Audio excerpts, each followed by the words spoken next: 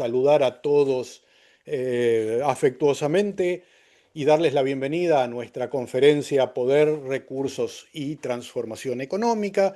Yo voy a aprovechar que hoy tenemos traducción simultánea y voy a hablar solamente en castellano, salvo cuando tenga que hablar obligatoriamente en alemán, pero es un lujo que uno se puede dar cada tanto, en conferencias como estas, organizadas por una gran cantidad de organizaciones que nos apoyan y nos ayudan, fundamentalmente la red Trazas y el proyecto Vía Global, sobre el cual enseguidita vamos a escuchar un par de explicaciones de qué es lo que es. Y en ese contexto, la Evangelische Academie Bad Paul, la Universität Jena, el SEUR del CONICET, el IDESI, el EPITS-Reutlingen, la Red Arcosur, la Escuela Interdisciplinaria de Altos Estudios Sociales, die Werkstatt Ökonomie y el Dachverband Entwicklungspolitik Baden-Württemberg son nuestros partners de cooperación en esta conferencia, que ha sido preparada por un equipo distinguido, con nuestra organizadora Cristín Tomashko, con nuestra colega Claudia Tomadoni, con nuestra colega Linda Repman y conmigo Andrés Musacchio, que voy a tratar de moderar a lo largo de la conferencia. Y por supuesto, nuestros dos pulpos, como siempre las presento, porque traducen como si tuvieran 8 brazos y mejoran todavía lo que nosotros decimos por el canal correspondiente. Astrid Wenzel y Martina Fernández Poluch como traductoras. Muchas gracias a todo el equipo por haber podido organizar esta conferencia. Una conferencia que se va a iniciar según el país donde estemos, a las 10 o a las 14. Se está iniciando con nuestra presentación y bienvenida, y luego vamos a pasar a los referentes. Hemos logrado sumar en el último minuto a Ulrich Brandt, nuestro amigo Uli, que se había anotado como oyente, y le pedí que ya que estaba hiciera una breve reflexión crítica luego de nuestros tres referentes, a quienes inmediatamente voy a presentar, y luego iremos a un debate con el público para poder finalmente sacar algunas conclusiones e irnos a nuestras casas pensando que tenemos el control de nuestra geopolítica y de nuestra geoeconomía. Una ilusión que uno siempre cree tener cuando puede entender por qué pasan las cosas y las cosas siguen pasando.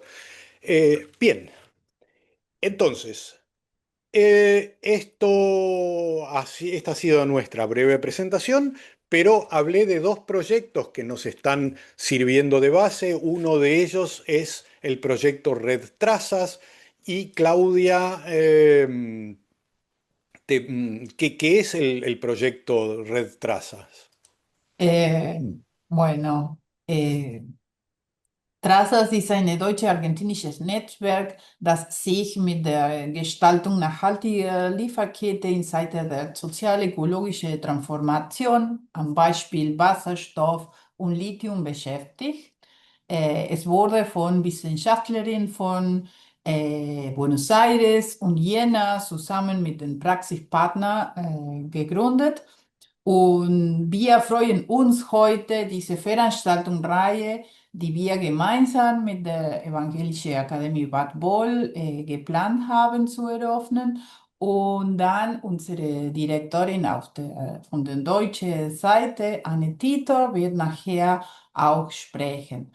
Auch ist dabei unser Direktor auf der argentinischen Seite, Pablo Lavarello. Und wir freuen uns, hier zu sein. Danke. Ya, danke, Claudia. Camila, ¿qué es Vía Global? Gracias, Andrés. Buenos días. Aquí en Colombia son las 8 de la mañana y voy a contarles un poquito qué es Vía Global.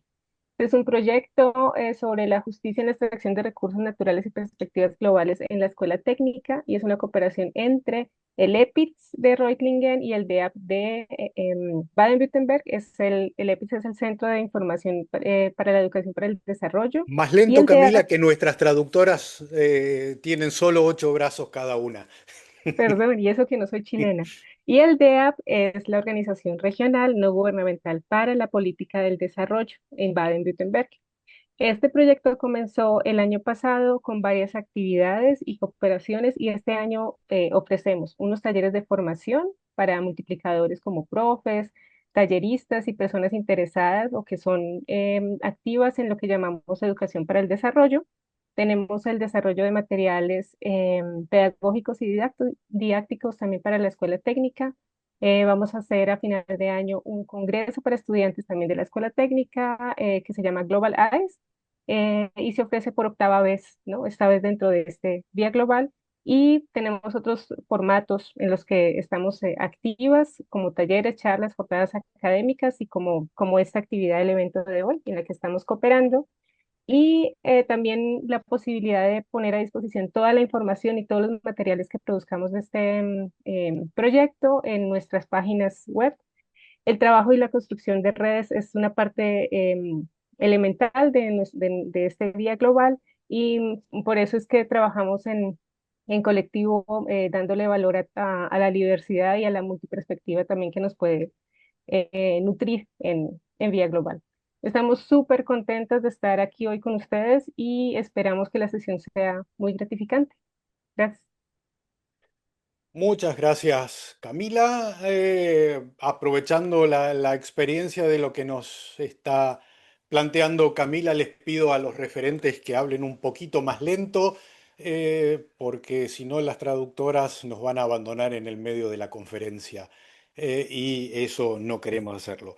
Bien, vamos directamente entonces a los contenidos de nuestra conferencia, empezando por una pequeña introducción contando la pequeña historia de cómo se inicia la conferencia en noviembre del año pasado con Hans-Jürgen Billing, a quienes en Alemania lo conocemos por Leo. eh, me contaba que estaba editando una revista que se llama, o el número de una revista que se llama Politicum, con el título de Schöne neue Geoökonomie, la hermosa nueva geoeconomía, en donde se discutían los importantes cambios en la geoeconomía y en la geopolítica que se están produciendo en este momento. En noviembre todavía no habían ocurrido muchísimas cosas que pasaron desde entonces, como por ejemplo la invasión de Estados Unidos a Venezuela, el inicio de la guerra con Irán, pero ya aparecían algunos elementos importantes que mostraban una creciente confrontación entre las potencias y una serie de cambios bastante importantes con respecto al pasado relativamente inmediato. En los últimos 2 años empezó a verse claramente un rollback en las políticas climáticas, en los objetivos del desarrollo sustentable. En segundo lugar, aparece un creciente conflicto abierto ahora ya por los territorios y por los recursos, que con la invasión a Venezuela, que con lo de Irán queda todavía mucho más claro. En tercer lugar, una fractura regional cada vez más marcada, con conflictos armados reales y no simplemente la existencia de enfrentamientos, de enfrentamientos larvados. Eh, en cuarto lugar, una creciente militarización que se potencia en su perfil económico e industrial. En general, esos procesos de militarización también tienen un impacto muy fuerte sobre el aparato industrial, sobre las estructuras sociales, y que se va articulando con una transnacionalización regional o global de la infraestructura, con la incorporación de un entramado digital cada vez más fuerte, donde la inteligencia artificial juega un papel creciente en la articulación entre los distintos segmentos, las distintas plataformas. La inteligencia artificial no es consultar a DeepSeek cómo había gobernado Nerón hace mucho tiempo, sino que tiene un elemento central en la funcionalidad y articulación de las plataformas entre sí y sobre todo en el terreno militar con Palantir y otras plataformas van jugando un rol cada vez más importante. Y en este conjunto, digamos, se potencian profundas transformaciones cada vez más desiguales. Entonces, estos elementos me llevaron a pensar con Leo en organizar una conferencia en la que pudiéramos darnos el tiempo para discutir este tipo de cuestiones con algunos referentes extremadamente capacitados para ellos y poder tratar, por ejemplo, como va a ser Leo en la primera intervención, eh, analíticamente la cuestión de la geoeconomía y de la geopolítica y pensar qué consecuencias puede sacarse desde ese análisis para Europa. En segundo lugar, pensar ese tipo de cuestiones y asociarlas a un triángulo estratégico, industrial, integración regional y Estado como punto de partida para pensar la inserción internacional de América Latina y compararla eventualmente con la región de Asia y China y ver cómo se replantea la dinámica del norte global y el sur global. Y en tercer lugar, ya pensando en el proceso de transformación socioproductiva, pensar con Anne Titor cómo se puede, cómo estas últimas transformaciones ponen en jaque el proceso de transformación y qué perspectivas le quedan para los países extractivistas. Y luego de todo eso podemos invitarlo a Uli Brandt a la ronda para que haga algunas observaciones críticas. Eh, Estoy hablando de nuestros referentes y los voy a presentar muy rápidamente y ya les voy a dar también la palabra. En primer lugar, Hans-Jürgen Billing es cientista político recibido en la Universidad de Marburg y que ha trabajado también largamente en la Universidad de Marburg. eh, y luego se ha mudado a la Universidad de Tübingen, donde es profesor de política y economía política y dirigió el Instituto de Ciencias Políticas durante bastante tiempo también en la Universidad de Tübingen, y es especialista en economía política internacional, integración europea y con un fuerte sesgo hacia la teoría de la regulación en lo que yo llamaría la versión austroalemana que tiene en su centro las dinámicas políticas e institucionales sobre todo. Y editor, como les decía, del último número de la revista Politicum, que les recomiendo comprar o adquirir de alguna forma. En segundo lugar, invitamos a Ramiro Fernández. Ramiro eh, es doctor en Ciencias Políticas de la Universidad Autónoma de Madrid, máster en Sociología en Flaxo y es profesor, entre otras virtudes, es profesor titular de Geografía Económica en la Universidad Nacional del Litoral de la Argentina y es investigador principal del CONICET. Es especialista en transformaciones geopolíticas y en su impacto sobre América Latina y últimamente ha incorporado a su cartera de saberes un análisis bastante refinado de los procesos que están ocurriendo en China, algo que uno puede ver en su nuevo libro, La geopolítica económica de la transformación global, que también recomiendo leer y que seguramente nos va a poner el link para que podamos hacerlo. Finalmente, dentro de nuestros referentes está Annette Titor, que estudió sociología y ciencias políticas también en la Universidad de Marburg, Allí terminó recibiéndose de sociología, fue mucho tiempo profesora invitada en Viena, y luego se mudó a la Universidad de Jena, donde dirige un grupo de trabajo y además dirige la red Trazas, con la que estamos tratando de analizar los procesos de transformación energética desde distintas perspectivas y vinculado a los procesos sociales, a los procesos de extracción de materias primas, modelos de desarrollo, como ya explicamos. Y que además ha publicado recientemente un libro que se llama Post-Fossil Extractivismus, en el que trata justamente estos temas y que está siendo traducido al castellano por uno de nuestros pulpos en la sala. Con todo esto, sin más, lo invito a Leo a que nos cuente eh, qué es lo que tenía preparado para hoy. Adelante, Leo, bienvenido a la ronda, un gusto tenerte aquí.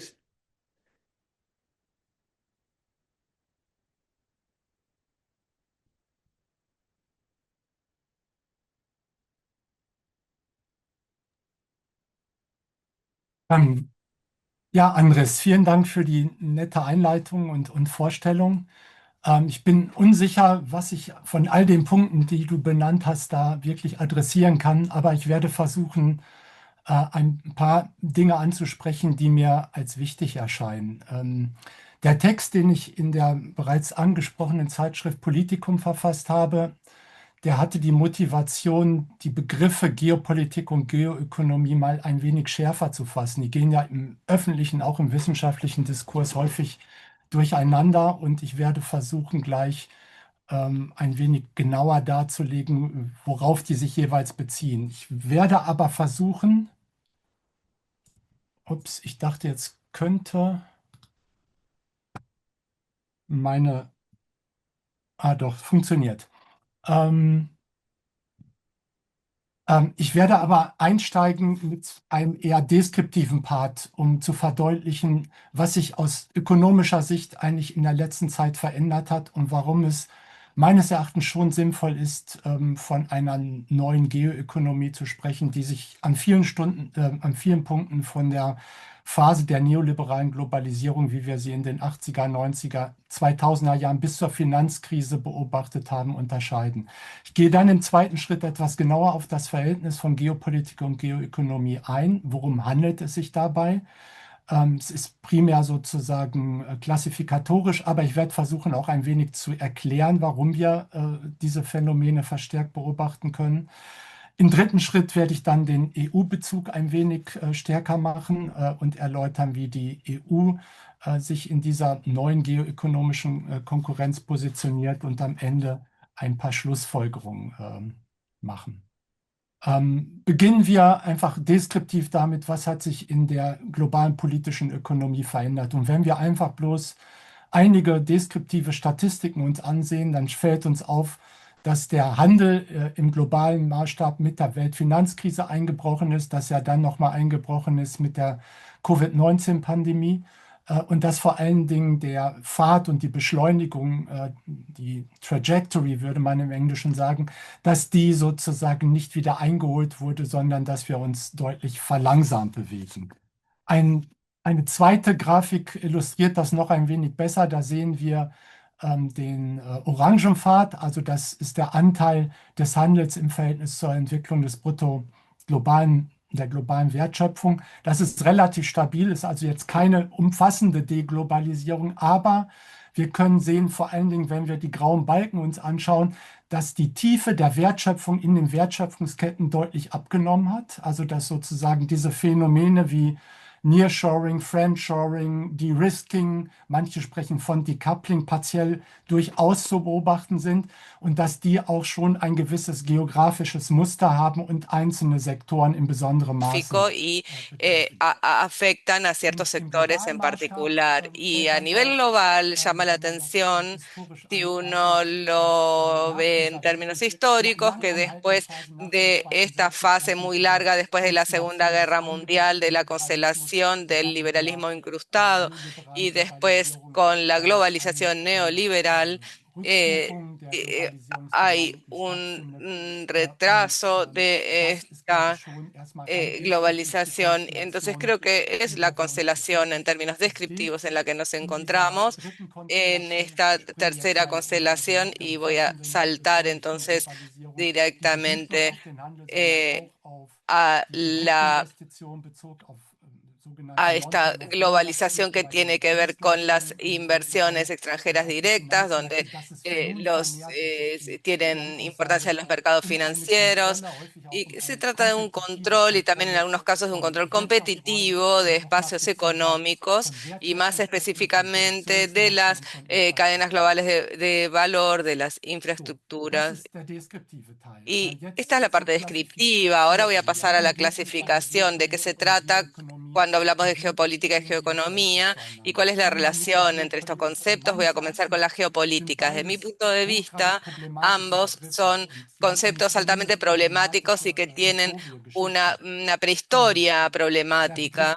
El concepto de geopolítica surgió en el siglo XVIII-XIX, fue desarrollado en ese momento desde una perspectiva que dice que los procesos políticos surgen de la geografía política de un país, que se pueden determinar por la ubicación, el clima, los recursos, etcétera. Y entonces uno puede ver que hubo principalmente dos líneas que determinaron este debate geopolítico. Por un lado, el americano brítico de Benham y Mackinder, hasta que llegaron hasta el realismo estadounidense con Brzezinski, etcétera, donde se trataba del control del continente euroasiático, es decir, de un centro que vincula Asia y Europa, y así se pensaba en ese momento que de esa manera estaba vinculado con el control del mundo. La segunda línea, que desde mi perspectiva es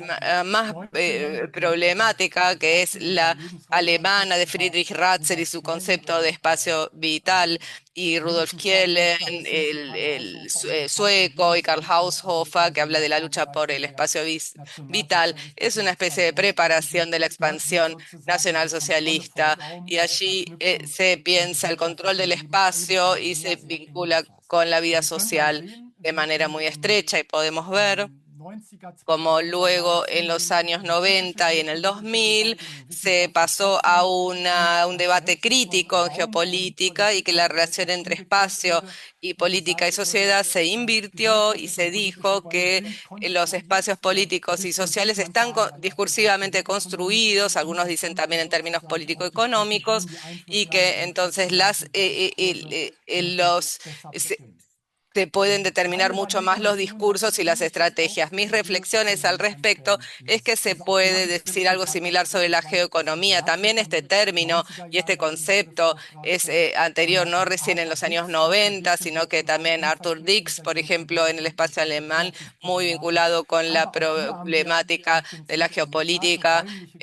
Acá también tenemos una dimensión espacial muy importante y a diferencia de la geopolítica, que se centra en el control de los territorios en general, de los continentes, pero también de los mares. Acá se trata de control de las relaciones económicas, de las redes, y esta relación se puede reformular de manera crítica. Yo pienso que las reflexiones de David Harvey, cuando habla de estos arreglos espaciotemporales, con la palabra fix en alemán, que tiene los dos sentidos. Por un lado, significa que estos procesos económicos están anclados. Esto se puede observar muy bien de las localizaciones, las infraestructuras están situadas espacialmente, pero el segundo sentido, que fix también significa arreglar, y esto implica que se puede intervenir por el Estado arreglando estos movimientos capitalistas, y que también lo importante en este caso es que, a diferencia de la discusión de mainstream, las estrategias geoeconómicas no solo son llevadas adelante por el Estado, sino también por intereses privados, y entonces hay dos dimensiones que se juntan. Por un lado, la planificación estratégica, como la podemos ver en Global Gateway, y otros proyectos, o el partnership, pero también los aspectos productivos que en el sentido que pueden aportar a una explotación o valorización capitalista, pero desde mi punto de vista también es una forma que tiene que ver con los discursos eh, del- de la sociedad. Para resumir, tenemos diferentes focos, diferentes ejes de geopolítica y geoeconomía. Por un lado se trata de territorios y su control, por otro lado se trata de las redes, infraestructuras, pero son bastante buenos amigos porque también hay instrumentos geoeconómicos que se implementan para alcanzar metas geopolíticas, y a la inversa también ciertos instrumentos geopolíticos que tienen que ver con la seguridad o lo militar se implementan para alcanzar objetivos económicos. Entonces, por ejemplo, si se envían barcos para detener containers, en ese caso está muy claro que es un instrumento geopolítico con una estrategia geoeconómica. ¿Cómo se posiciona la Unión Europea desde mi perspectiva? Considero que durante mucho tiempo le costó volverse activo en términos geoeconómicos, la Unión Europea, y en el pasado se centró sobre todo en acuerdos comerciales. Ahora tenemos, por ejemplo, no es que esto haya quedado en el pasado, ahora tenemos el acuerdo con el Mercosur, etcétera, pero es algo bastante general, es decir, es algo que se referido a los flujos de ciertos bienes, pero podemos ver que la Unión Europea, que en primer lugar llevaba a cabo una política de competencias desde la crisis financiera, desarrolla nuevas intervenciones estatales, y esto tiene que ver por un lado con la policrisis, por la política monetaria no convencional vinculada con esta crisis financiera y del endeudamiento, y también vemos muchos instrumentos vinculados a lo industrial que tiene que ver con las desigualdades en los años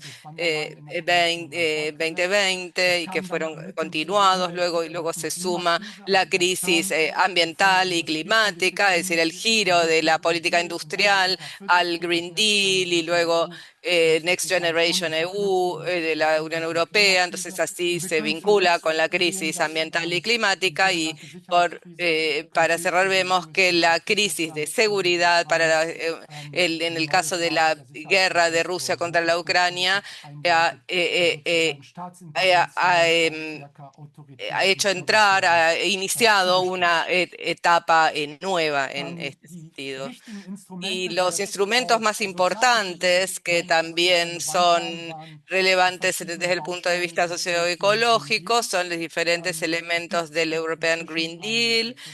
Tenemos el Green Lash también en la Unión Europea, no solo en los Estados Unidos, pero la agenda todavía no está acabada, y hay algunos temas que se continúan trabajando de manera debilitada, y desde perspectiva europea es importante estos proyectos de interés económico y tecnológico de escala europea, donde el, el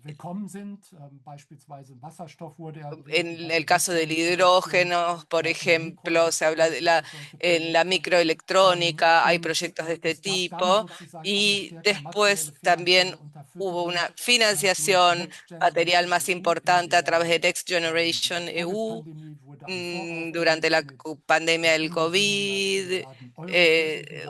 Se implementaron unos 700 1.000 millones de euros por 7 años. La gran parte fue para la digitalización, pero también para contrarrestar el cambio climático, y eso se hizo para proyectos en los estados miembros. Y a través de Repower EU, el cambio climático volvió a acelerarse, fue una reacción a la guerra contra Ucrania, y podemos ver que en la Economic Security Strategy de 2023 dice de manera explícita que las cadenas globales de valor tienen que ser abordadas por infraestructuras globales que deben ser desarrollados instrumentos globales, y Global Gateway finalmente dice que lo que dentro de la Unión Europea y con respecto a los vecinos se ha desarrollado tiene que ser llevado adelante con mayor fuerza a nivel global, sobre todo proyectos de infraestructura con países africanos, con países latinoamericanos y países asiáticos, etcétera. Y aquí pensado, lo he puesto entre paréntesis, que también son importantes en términos parciales las cuestiones ecológicas, socioecológicas. Si vemos cómo estos diferentes elementos son implementados por la Unión Europea y a qué efectos llevan en el sentido de una mitigación de riesgo geoeconómico para protegerse de estos riesgos y mitigar esos riesgos, se pueden ver dos grandes áreas. Por un lado, más defensivo, con una orientación más a corto plazo, de más regulatorio, con regulaciones que tienen que ver con las inversiones chinas, de anticoerción en el campo de la política comercial y otros instrumentos regulativos. Y el otro campo que desde mi perspectiva no funciona también y que es más problemático es la reducción de riesgo a largo plazo en lo geoeconómico. ¿Cómo hago para hacerme independiente del control de las empresas chinas, por ejemplo? Porque mitigación de riesgo en sentido amplio también implica mayor financiamiento, que hablan en el marco de la Next Generation EU, o más concretamente también son importantes en Global Gateway, pero estos instrumentos también son importantes en el Trade Plan, pero a lo que apuntan es que el capital privado sea sostenido por el Estado. Si, por ejemplo, si hay 700 a 800 mil millones de euros que deben ser movilizados, eso presupone que los dineros públicos deben movilizan 7 veces más o 8 veces más a los privados. Esto es problemático porque, por un lado, porque no se sabe si se va a lograr, pero además a los inversores privados le da como un poder de definición de lo que debe hacer la Unión Europea, es decir, es como un desplazamiento del poder de financiación hacia los inversores internacionales. Aquí también he añadido una reducción de riesgo regulatorio de qué es lo que sucede en ese campo con respecto a incentivos para estos aumentos de los incentivos para el capital privado. Dije al principio que nos encontramos en una constelación global más allá de la globalización neoliberal, pero en términos sociales, en los países europeos sigue siendo relevante que también los proyectos de la privatización, de la liberalización se fomenten, y esto no es algo que haya desaparecido por completo y debería ser tenido en cuenta en todos los casos.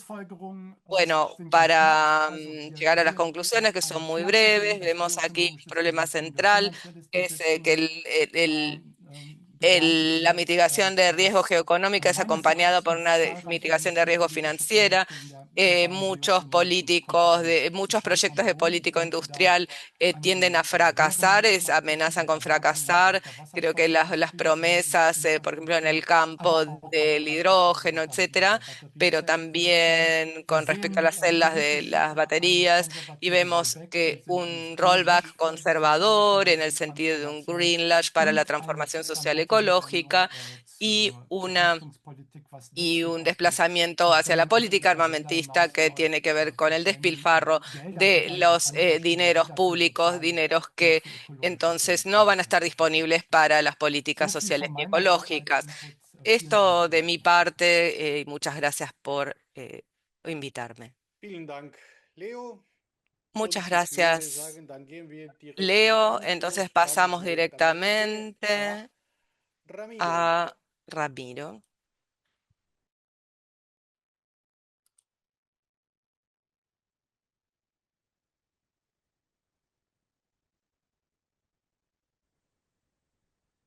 Bueno, creo que se ve bien ahí la imagen, ¿verdad? Perfecto. Bueno, muchas gracias por la invitación, por la posibilidad de participar en esta instancia, a la Retrasa, a las otras instituciones también que organizan esta instancia. Muchas gracias y intentaré volcar algunos elementos muy resumidamente en el tiempo que tengo, que están en parte reflejados en este libro que comentaba Andrés y que un poco sintetiza gran parte de lo que he venido trabajando en el último tiempo. Eh, Esta primera imagen es la imagen de cómo veíamos el mundo en términos de Producto Bruto a finales del siglo pasado, ¿no? Donde las jerarquías norte-sur parecían más claras, donde había una triada, Europa, Japón, Estados Unidos, que concentraba más del 80% del Producto Mundial. Y con esa imagen teníamos un poco representado por dónde giraban las discusiones en ciencias sociales, en las teorías del desarrollo también, y cómo nos posicionábamos también desde América Latina. Esta es la imagen hoy, no sé si hoy, pero el 2015, por ejemplo, tenemos esta imagen con este cambio enorme que refleja otra lógica de organización del sistema mundial, ¿no? Y sobre todo la emergencia de Asia, o de Sino-Asia, como me gusta decirle, como nuevo polo expansivo y como nuevo polo dominante en el sistema mundial, que reconfigura brutalmente la lógica geoeconómica y geopolítica global. Estamos ante un nuevo cambio global, con una profunda transformación que está desafiando las interpretaciones de las jerarquías que dominaron durante el siglo XX y que nos obliga en gran medida a repensar las estrategias Und geoeconómicas führt uns dazu, die Wirtschaft und geopolitischen Strategien der weltweiten Peripherie zu überdenken führt. Wir sehen mundial, donde hay una transformación muy profunda en los patrones de acumulación, con nuevos espacios de motorización, y donde aparece una redefinición del sistema interestatal global que se organizó desde la posguerra y que parecía dominante hasta finales del siglo pasado. La propuesta que tengo muy brevemente es a tratar de analizar algunos de esos cambios empíricos, entender el alcance de esos cambios empíricos y después tratar de encontrar algunas explicaciones con fundamentación teórica sobre esas transformaciones, en qué consisten esas transformaciones. Para clarificar el lente empírico, primero decir qué es esto que llaman, sobre todo en los países del norte global, qué le llaman el sur global, ¿no? Y refiere a la periferia del sistema mundial, que está compuesto por Asia, por África, por América Latina, y que han permanecido fuera de la posición central hegemónica del capitalismo desde su surgimiento eurocéntrico en el siglo XVI. ¿Qué es lo que yo trato de reflejar en mi análisis? Que estamos viviendo dos procesos concomitantes en la esfera de la acumulación. Una convergencia con superación del sur global respecto al norte global, desplazamiento progresivo de la dinámica del sur global sobre el norte global, pero al mismo tiempo una gran divergencia dentro del sur global bajo el liderazgo sinoasiático. Es decir, que desde la gran divergencia de finales del siglo XVIII y principios del XIX, cuando la revolución industrial y las nuevas tecnologías posicionaron a la Europa occidental y al norte con Estados Unidos respecto a Asia, como lo reflejó Pomeranz, entre otros, pasamos a una gran convergencia con superación actual a partir de este siglo del sur global respecto al norte global. Y es muy importante tratar de mirar eso, no mirando productos per cápita, sino mirando los productos, las expansiones de los productos. Entonces tenemos, por un lado, un sur global que se impone su poder y su dinamismo económico, tecnológico y demográfico, pero al interior del sur global está surgiendo una asimetría estructural, industrial, tecnológica y su vinculación, que nos obliga a reflexionar sobre cómo se va a posicionar América Latina en ese espacio. Permítanme mostrarle algunos datos empíricos que son interesantes para mirar cómo tiene lugar esa emergencia del sur global. Está claro, ya cuando estamos iniciando este siglo XXI, que hay un quiebre muy fuerte y hay una superación. Cuando nosotros miramos el producto en términos de PPP, de poder de compra, está claro que el PIB global ya alcanza casi el 60% del producto y hay un descenso muy claro de lo que llamamos el norte global. Pero también es cierto que cuando uno mira, cuando uno excluye a China de ese proceso, bueno, la imagen ya es bastante diferente, ¿no? Hay una especie de estabilidad en lo que representa el sur global respecto al norte global. Eso también sucede cuando miramos la perspectiva industrial, es decir, ahí se puede ver, cuando miramos el Producto Industrial Valor Agregado a nivel industrial, que hay un crecimiento muy notable del sur global, que llega casi al 70% de ese valor industrial, agregado industrial, pero si nosotros excluimos a China, la imagen es diferente, ¿no? Está más bien estabilizada en un 40% con un claro descenso del resto del norte global. Eso está mostrando el peso de China, la expansión brutal de China, cuando nosotros vemos que Estados Unidos entre 1980 y 2020 su producto se multiplicó por 8 y su producto per cápita se multiplicó por 5, en China se multiplicó, la multiplicación es muy superior, se multiplicó por 51 el producto y 40% su producto per cápita. Esto ha traído una enorme transformación en las relaciones sur-sur, norte-sur, norte-norte, norte-sur, en lo cual está claro que la expansión exportadora, por ejemplo, sur-sur, ha crecido enormemente a lo largo de este siglo, está marcando un nuevo vector de interacción. Y eso está transformando también las interacciones, los flujos de productos, las maneras de gobernar las cadenas de valor se están transformando en un vínculo sur-sur muy diferente, donde está clara la centralidad sinoasiática, la importancia creciente de las cadenas regionales de valor y los posicionamientos asimétricos dentro de esas cadenas. ¿Qué pasa a nivel de la divergencia? ¿No? Eso es lo que pasa a nivel global, pero a nivel de la divergencia está claro que los vínculos mantienen fuertes asimetrías. Si lo miramos a nivel del producto en general, de la industrialización, del patrón tecnológico, de los flujos de capital y por tanto, y finalmente, el control de las cadenas globales de valor. A nivel de producto está claro que si lo miramos desde el 70 en adelante, de los años 70 en adelante, en Latinoamérica parece bastante estancada y la gran expansión de ese sur global está a cargo de Asia.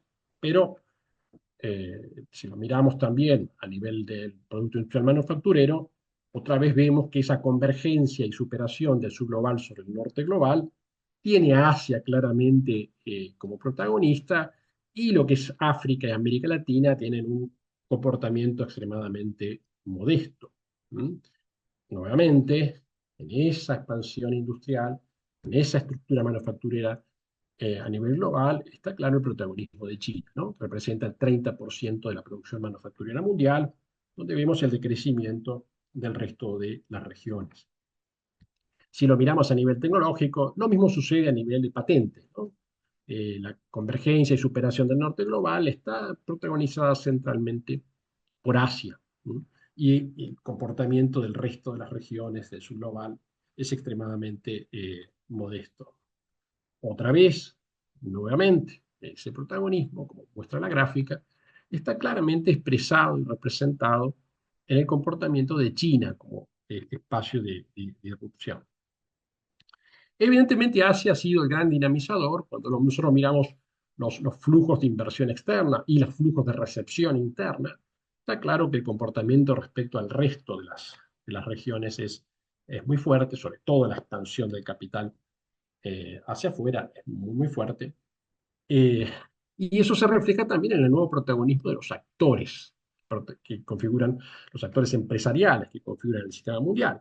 Lo que ustedes ven a la izquierda es las 100 compañías dentro de la Fortune 500, crecimiento muy marcado de las empresas del sur global, pero ese crecimiento de las empresas está claramente representado por el porcentaje que China expresa, por el crecimiento de las empresas chinas en el sistema de control de empresas.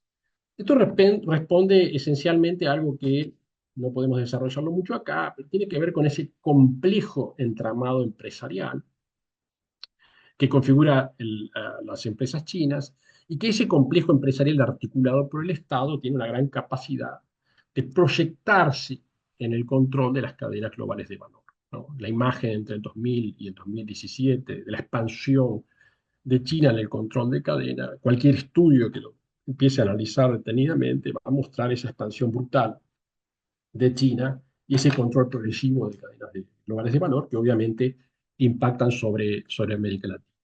Resumidamente, ¿qué es lo que tenemos? La constitución del sur global como el área más dinámica y representativa del sistema mundial, que desafía la forma tradicional de observar la estructura jerárquica centro-periferia que nosotros consideramos durante el siglo XX, pero al mismo tiempo una divergencia muy acelerada entre macroregiones que integran el sur global y que tiene obviamente el protagonismo sino-asiático como factor explicativo. Ahora, hay que intentar buscar las razones de esa divergencia y cómo nosotros nos impacta en América Latina. Ahí presento 4 preguntas centrales. ¿Cómo se ha desarrollado esa transformación? ¿Por qué la región sinoasiática se ha convertido en un nuevo centro dinámico del sistema global? ¿Cómo ha reconfigurado esto las jerarquías sistémicas y ha afectado el conjunto del subglobal, particularmente a América Latina? ¿Y qué factores intervienen en la diferenciación dentro del subglobal? ¿Y qué podemos aprender nosotros, de América Latina, para una cooperación más inteligente con el espacio sinoasiático? Permítanme ahí trabajar un poco con qué lente teórico yo analizo este proceso. Un lente teórico que intenta superar la restricción de los análisis internos externos, por un lado del tradicional nacionalismo metodológico con el que se analizan estos procesos, y por otro lado el sobreénfasis determinista de las dinámicas globales, ¿no? Sino analizar cómo se combinan procesos internos y externos en la explicación de esos procesos, con la idea de leer el sistema global no solo con, sino desde el subglobal, analizando ahí 2 procesos articulados. Las trayectorias regionales dentro del subglobal y las diferentes capacidades estatales que resultan de factores internos y externos y la manera en que eso impacta en la integración regional y el ingreso a las cadenas de valor bajo el repliegue de Occidente. La imagen que yo intento mostrar en el libro, y como es un libro que tiene muchos datos empíricos y demás, que los dejo para la lectura, es que estamos ante un escenario de ofensiva del espacio sinoasiático y una lógica fuertemente defensiva de Occidente, sobre todo en el caso del hegemón estadounidense. Mi matriz de análisis es fuertemente arriana en principio, ¿no? Mirar el mundo desde una perspectiva arriana implica mirar como lo hacía Righi con los ciclos sistémicos de acumulación, ¿no? La gran regularidad que encuentra Righi en los ciclos sistémicos del origen del capitalismo es que los ciclos tienen primero una expansión en una fase material, productiva, tecnológica, una sobreacumulación con crisis que lleva a un proceso de financiarización creciente. Esa fase financiera marca el otoño del ciclo sistémico y la emergencia de una nueva fase material que desafía ya en el sistema interestatal al hegemón, pero que no es un corte lineal, sino que esos ciclos se solapan y en ese solapamiento lo que comenzamos a vivir y creo que estamos transitando es un escenario de caos sistémico, ¿no? Donde no hay una hegemonía clara, donde hay una disputa muy clara, pero con un emergente que es la fase material sinoasiática. La característica, algo importante en ese emergente, es que en el caso de Occidente lo que comienza a dominar es una financialización del capital productivo, es decir, de prácticas financieras que van subordinando el capital productivo, mientras que en el espacio sinoasiático lo que aparece visible es una subordinación del capital financiero al capital productivo, que es lo que consolida la fase material. Tenemos, por tanto, una fase financiera del ciclo con proteccionismo industrial defensivo bajo un dominio expansivo de capital financiero tecnológico, y por otro lado tenemos una fase ofensiva, una fase material que consolida un patrón industrial tecnológico y se proyecta en el control de las cadenas de valor, afectando después el sistema interestatal. Eso se da en el marco de una gran transformación que es importante observar, aquí lo pueden ver en la gráfica, que cuando estamos llegando al final del siglo XX, lo que tenemos es un claro dominio geopolítico, económico del norte global, que presenta una nueva lógica productiva intentando escapar de la crisis a través de las cadenas globales de valor, descentralizando el proceso productivo y centralizando el control estratégico, pero bajo una creciente financiarización de las economías nacionales, una financiarización muy fuerte que ponen a funcionar el sistema en una economía que lo hace a escala global en tiempo real bajo la revolución tecnológica, como lo planteaba el maestro Manuel Castells. Una conformación de cadenas globales de valor bajo el control mayoritario del norte global. Lo que estamos viviendo en el siglo XXI es un momento de disputa geopolítica y económica, donde aparece una nueva lógica de acumulación con reshoring, nearshoring, friendshoring, una regionalización de las cadenas de valor, diferentes formas de reindustrialización y de vínculo con el capital financiero, y en ese proceso de regionalización la conformación de cadenas regionales de valor muy fuertes y avance de las cadenas de valor desde la presencia creciente del espacio sinoasiático.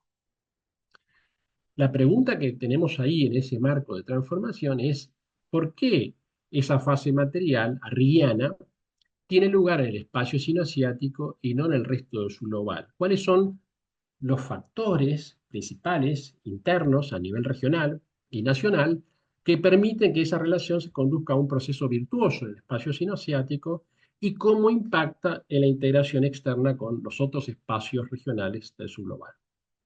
Ahí es donde yo termino un poco mi vínculo con la iglesia arriguiana y comienzo mi análisis desde una perspectiva del estructuralismo latinoamericano, mostrando la importancia de ese vínculo que Prebisch planteó muy tempranamente, que yo le llamo el triángulo estratégico entre la industrialización y el desarrollo científico-tecnológico, la integración regional y el gran vector articulador de esos dos elementos, que es la intervención estatal, ¿no? Que yo creo que es un triángulo muy interesante y muy vigente desde la teoría latinoamericana para entender el proceso sinoasiático. Esa lógica del triángulo estratégico presbichiano nos permite, salvando todas las diferencias y todo lo que nos llevaría a un seminario muy largo de explicación, mirar el contraste entre lo que yo llamo un triángulo estratégico virtuoso y el triángulo negativo del espacio latinoamericano y en gran medida del africano. En el caso del triángulo estratégico, en el espacio sinoasiático, vemos un Estado muy activo, planificador, articulador, que potencia el proceso de industrialización y desarrollo tecnológico con control de las cadenas de valor y lo hace sostenido en una expansión y una consolidación de la integración regional.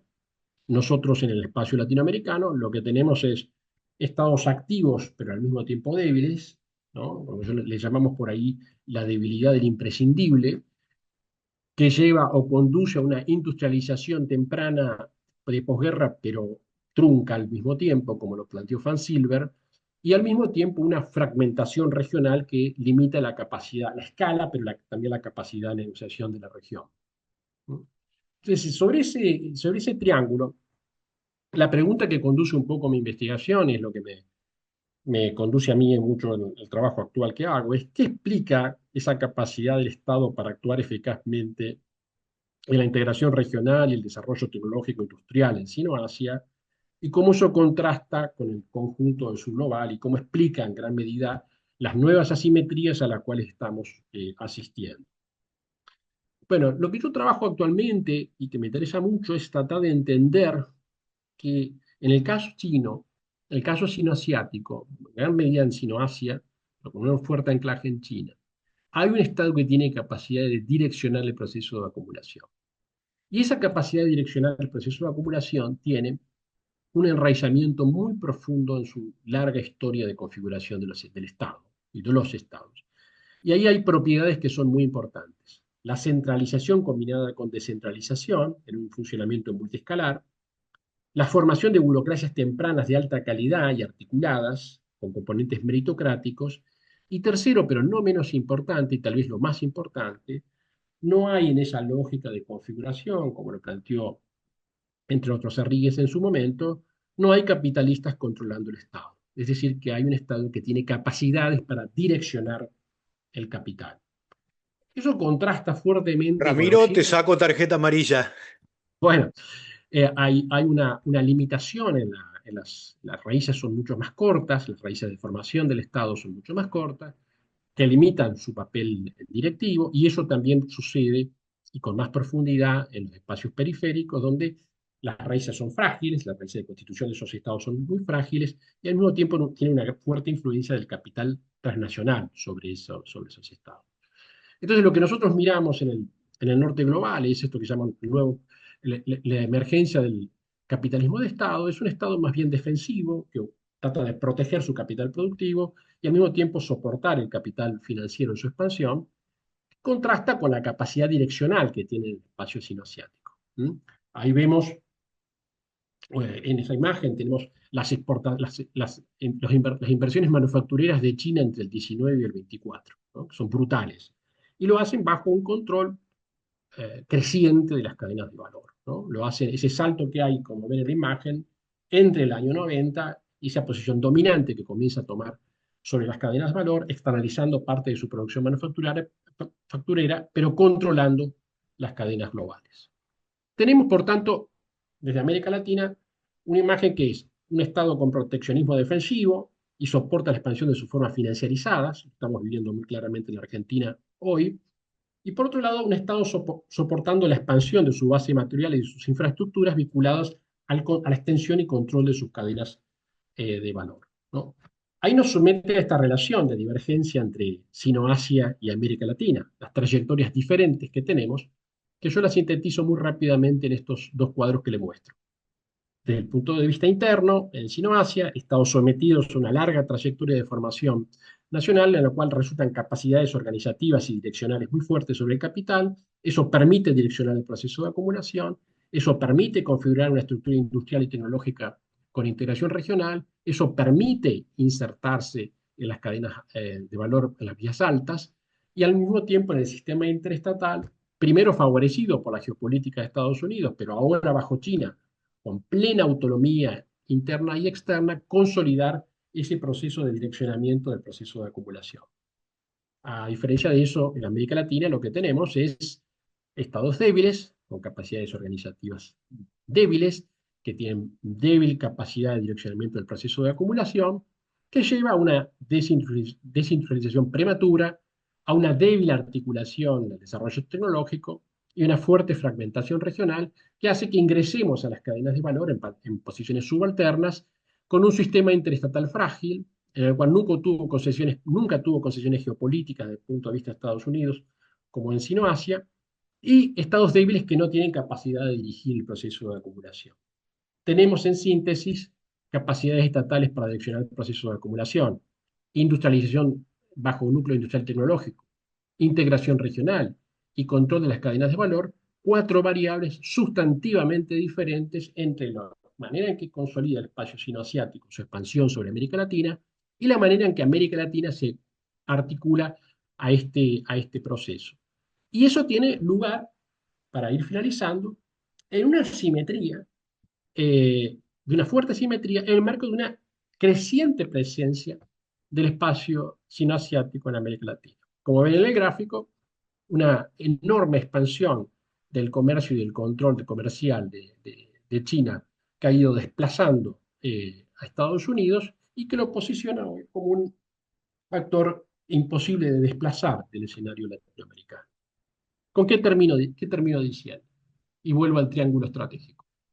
América Latina tiene un desafío por el cual no parece transitar hoy, en estos días.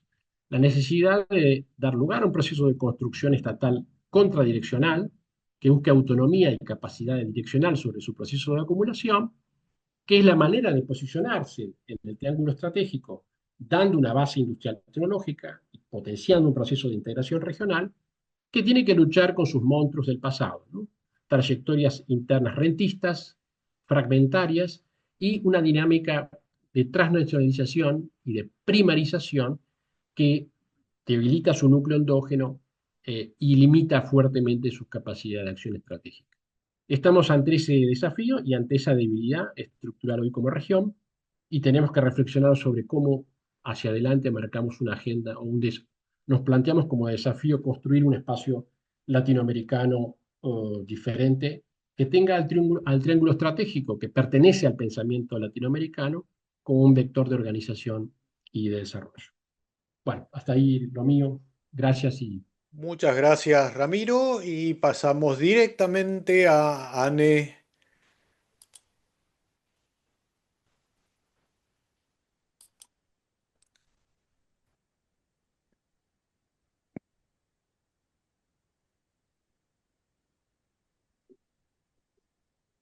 No. So, ich nehme auch mal die Möglichkeit wahr, Voy a aprovechar yo también la posibilidad de hablar hoy en alemán, pero bueno, todavía estoy mostrando la pantalla Du hast es equivocada. nicht auf dem Schirm. Genau, ich habe es auf dem falschen Schirm im Moment. So, ich teile En es- nochmal neu. Voy a volver a compartir pantalla.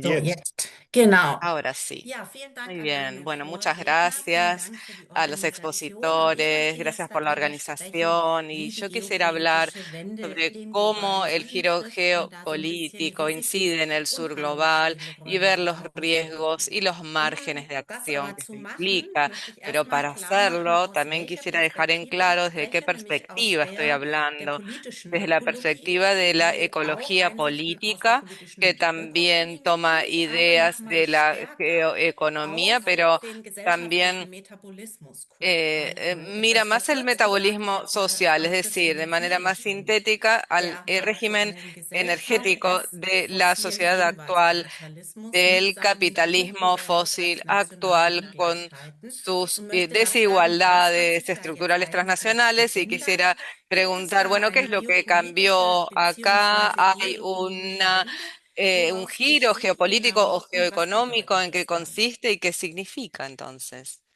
¿Qué Ich würde implica? sagen, wir haben uns auf dem Weg dahin Diría befunden, que kleine nos Schritte zu unternehmen encontramos in en el Richtung einer camino, hemos dado pequeños sozialökologischen pasos en Transformation, ganz dirección klar. Als a una Wichtigstes ist transformación hier erstmal zu nennen, socioecológica.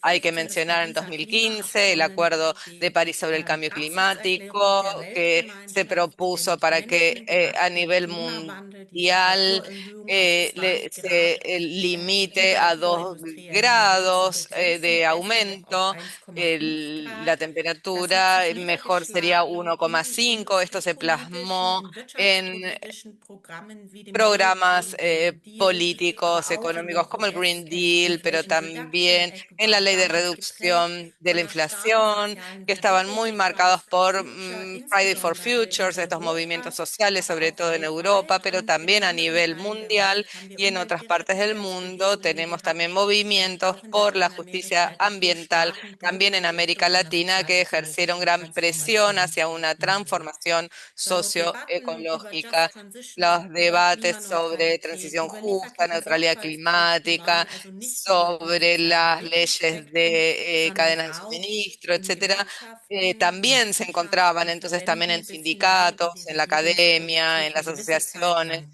y prägend. también en los Unsere gobiernos, Abkehr von den dejaron su fossilen impronta Grundlagen allí des y el Gegenwartskapitalismus abandono de darf la base funktioniert, fósil hat sehr del capitalismo actual al menos estaba encaminado parcialmente y había sido declarada públicamente. También en aquel momento critiqué, y creo que hoy es aún más fácil criticarlo y resaltarlo, que la investigación en el campo de la sostenibilidad alemana, sobre todo, durante demasiado tiempo estuvimos demasiado seguros de que estábamos en el camino de la sostenibilidad, de que había ciertas contradicciones, pero que era una cuestión de tiempo.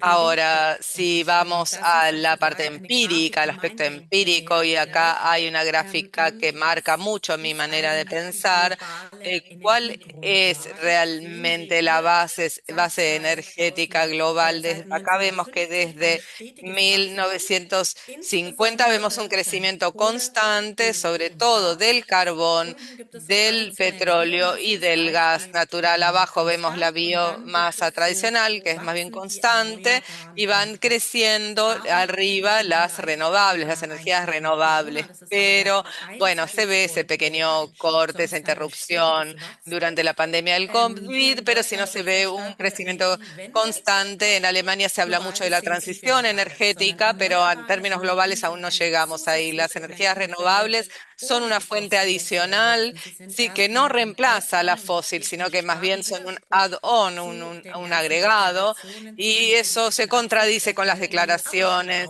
políticas y las intenciones declaradas y también de las posiciones de algunos grandes consorcios económicos ecológicos, energéticos, perdón, que se presentan como sustentables. Bueno, hubo estos pasos y sigue habiéndolos en dirección a una transformación socioecológica, pero siempre fueron objeto de disputa, fueron contradictorios e insuficientes. Por ejemplo, para alcanzar el objetivo de 2,0, porque dejemos de lado la posibilidad de 1,5 grados para mantenernos dentro de los límites planetarios, bueno, ¿cuál debería ser en realidad el parámetro? El abandono de las materias fósiles estaba en la agenda política, pero en los hechos no se ha cerrado ni hasta ahora. Seguimos viendo cómo se vuelve a discutir esto en cada cumbre. Hay mucho greenwashing, muchas continuidades fósiles y muchos intereses vinculados a los fósiles que se inscriben en la política, y para verlo es algo que se puede ver de manera perfecta en Alemania. Cuando uno mira a nivel mundial, ve que hubo un desarrollo dispar, un intercambio también ecológico dispar, y también vimos que las viejas estructuras que marcaban el sistema energético, o sea, el extractivismo, donde el sur global veía estas energías, no están reducidas a los fósiles, sino que también lo tenemos en el campo de las energías renovables, lo vemos en los parques eólicos, parques solares, lo vemos en el campo de los agrocombustibles, con soja o aceite de palma, o también en lo que se llaman las materias primas futuras como litio y tierras raras, hidrógeno, etcétera. Eso sigue en pie. Y extraje entonces el diagnóstico del extractivismo post-fósil. Apareció el libro en agosto y en el transcurso del año aparecerá también con acceso abierto en Imago Mundi en español. Es un diagnóstico de la época de que hablamos vivimos en una época del extractivismo post-fósil y que se legitima con el abandono de los materiales fósiles, pero que instrumentaliza los argumentos de la sostenibilidad sin afectar las estructuras de la producción, el consumo y la distribución. Es decir, políticas de la decarbonización apuntan sobre todo a la sustitución de lo fósil por renovables, sin tocar, sin afectar nada más, y entonces no implican realmente un giro ambiental.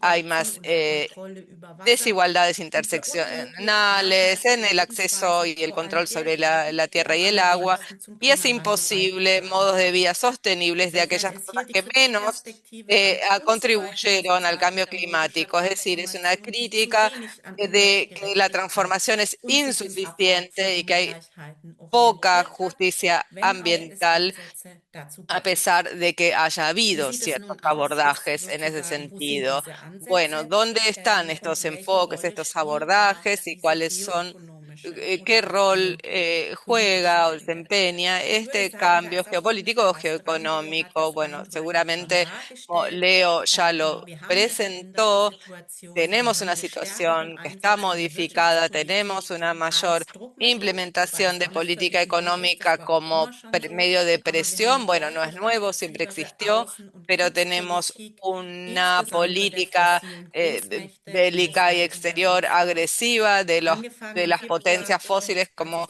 Rusia y los 2022 mit dem Estados Überfall Unidos, y en Russlands febrero auf del die 22 con Ukraine. la Das agresión war de ein Rusia a Grund für eine Ucrania. Verschiebung Esto europäischer fue el motivo para Ressourcenpolitik, und zwar desplazar nicht la im política de Sinne des recursos Europäischen europeos, sogenannten no en el Freiheitsenergie und sentido erneuerbaren de llegar a estas verabredet wurde. Es supuestas gab neues energías de Möglichkeitsfenster, libertad. En un sondern es momento wurde hubo nun como una verstärkt auf ventana de Sicherheit posibilidad en gesetzt, este auf sentido, Energie sino que gesetzt, se mehr apuesta más a la nicht seguridad, nur al gas grün, natural sondern auch auf licuado, y no blauen solo Wasserstoff. Es ist hidrógeno viel verde, sino stärker también azul. sicherheitspolitisch Es motiviert und eben motivado en all das términos de unter política de dem seguridad, Paradigma der y todo esto Aufrüstung. Und bajo el diese paradigma del Transaktion, ein rearme schlechtes y de cómo se beispielsweise, dass wir plasma jetzt ein großes concretamente es, por ejemplo, Energieabkommen que zwischen ahora Deutschland und tenemos un Argentinien importante acuerdo haben, entre das Alemania y Argentina tatsächlich in Vaca con Muerta respecto al gas natural licuado, que hace intensiviert. que en Vaca Wir Muerta haben se also innerhalb intensifique el der EU fracking. sozusagen wieder eine Fracking. Dentro de Ruheverschiebung. Wir la haben Unión einen Europea tenemos klimapolitischen como un Schlenkerkurs retroceso, und entonces das tenemos ist esa auch especie schon de política angesprochen. Wir haben in titubeante, un vielen rumbo Ländern hier auf titubeante, jeden Fall einen y ya Greenlash, also tenemos einen en wachsenden muchos países un Widerstand green gegen lash, es decir, una Umweltschutzmaßnahmen und resistencia mayor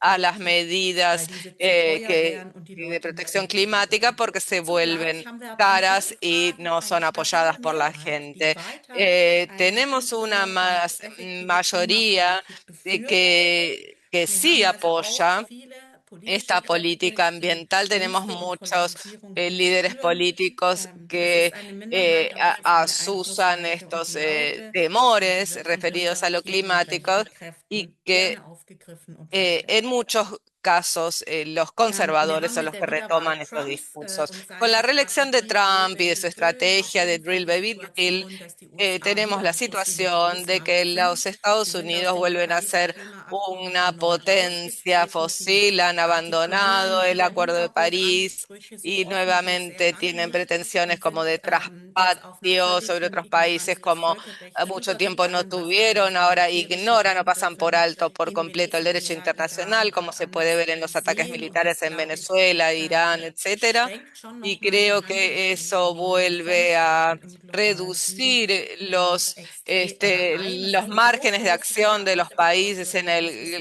el sur sozusagen global. ganz anders, Es als es una bisher in situación meinem Leben distinta denkbar a war, lo ist que fue Kriegspolitik so eine pensable en mi Gegenwart vida de que definitiv. la Zugleich política haben wir mit bélica China eine estuviera tan Macht, presente. die Y con mittlerweile China ein tenemos Führer- un und poder, una Marktmensch in grünen potencia que es Technologien wird. líder Der en Abstand las wird immer größer, tecnologías die verdes, aber cada von vez sich a sehr mayor wenig Angst distancia, pero que por auf su parte tiene sozial-ökologische pocas Transformation pretensiones de und una Gestaltung transformación hätte socioecológica und y wenig su Sensibilität für configuración, y ökologische no Schäden tiene und Folgen. sensibilidad Ich por los bisher daños chinesische ecológicos Großprojekte gesehen. en cuanto, pues lo puedo decir con Aber respecto a auch los hier muss man proyectos sagen, grandes que he Achtung, visto dass wir hasta aus der ahora de China. Nachhaltigkeitsforschung nicht diesen Y Greenlash auch hier wieder sí, überschätzen. Wenn wir hay que tener en cuenta que Naturalieinigen no hay que einführen in die sobreestimar este Investitionen Green in den Lash. Bereich und Si Fossiles vemos und las Erneuerbares inversiones en los diferentes gegenüberstellen, sehen wir ámbitos, seit podemos ver que 2016 desde sind die 2016 Investitionen in las Erneuerbare inversiones höher en als las in die energías Fossile, renovables vor son allem wenn man mayores que en Leitungen los und fósiles, sobre Speicher todo si se dazuzählt, miran was einen todo gewissen lo que Sinn son macht, ductos, redes weil sie o vor allem für die Erneuerbaren ja almacenamientos, que verstärkt son genutzt werden. importantes Wenn man porque se aber sagt, wir necesitan möchten cada vez más para las Energiewende renovables, vergleichen, pero dann ist no, das erst in den letzten etwa 5 Jahren der Fall. Wir sehen También vemos, al menos, todavía no vemos un Greenlash en estas cifras y conceptos como reshoring, nearshoring y friendshoring.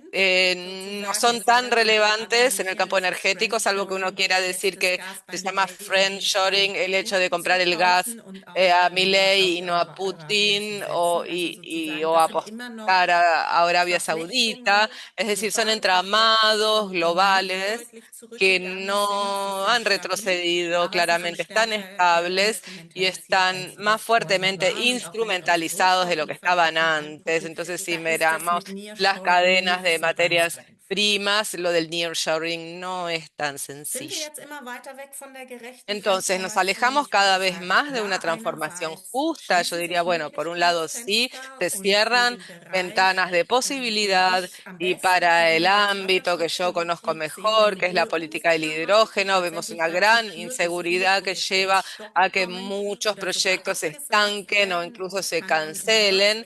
Y eso en el peor de los casos, como Hyphen en Namibia, puede significar que los proyectos no se construyan, que las consecuencias negativas socioecológicas sí sigan presentes y que se sumen, como en Namibia, gran endeudamiento estatal para hacer posible esos grandes proyectos. Entonces vemos esa inseguridad en el campo del hidrógeno, que tiene mucho, es muy riesgoso, como dijo Leo, también lo vemos menos en el campo de las renovables. Y para ser sincero, desde el punto de vista de la Unión Europea, si mantiene este rumbo titubeante y no es clara, entonces pierde el liderazgo en la tecnología y los mercados que en algún momento había proclamado. Tenemos como procesos de desindustrialización, a muchos insiders que dicen si no viene gran cantidad de hidrógeno, en 10, 12 años no va a haber más industria de acero. Y desde la perspectiva del sur global se puede decir, bueno, entonces vendrá hacia nosotros, pero yo creo que es una opción real porque en este momento estamos en la situación de que si los fósiles no son subvencionados tan fuertemente estatalmente, entonces, entonces las renovables tendrían ventajas en costos y la desplazamiento a sitios con potencial para las renovables sería posible. Bueno, tenemos estos precios crecientes, ya lo vimos con la guerra con Ucrania y lo vemos con la situación en Irán, en el cercano Oriente nuevamente, y también lo vemos cuando lo que se llaman extreme energies, el fracking, etcétera, donde con y tecnologías extremadamente ineficientes intento llevar adelante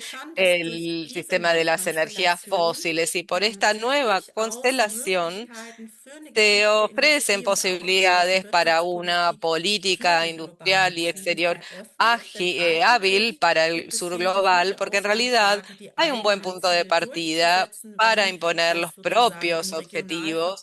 Es decir, si se piensa en un ámbito regional, coordinado, inteligentemente, bueno, hay enfoques puntuales dentro que ya hemos estado analizando dentro de la retrasa. Hasta ahora tengo solo 15 minutos para desarrollarlo, pero a todas las personas que tengan interés las invito a mirar la página de Trazas también en nuestro canal de YouTube, donde Mercedes Marco del Ponte y Klaus Dörre en la apertura de esta red lo han explicado de manera mucho mejor de lo que yo pude presentar yo los márgenes de acción para una política industrial.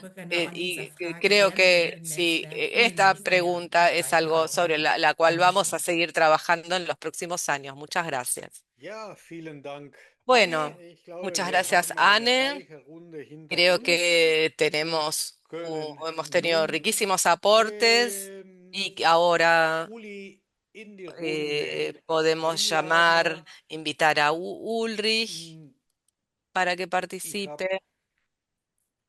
ähm, ¿Soll ich ich hab anfangen oder Uli magst du noch? nicht vor, ich habe Uli nicht vorgestellt, A Uli no lo he als ich die presentado Referentinnen todavía. vorgestellt Cuando habe. presenté a las demás Uli participantes, ist Uli ein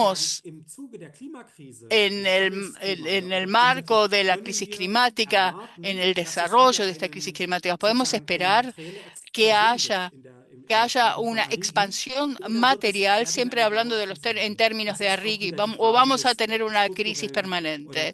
Esto también, eso es una cuestión sobre lo estructural y coyuntural. Y solamente de esta manera no lo habrá, pero esto, naturalmente, esto es una porque la crisis climática y los costos del clima climática, lo que yo me llamo tensiones marcoimperiales.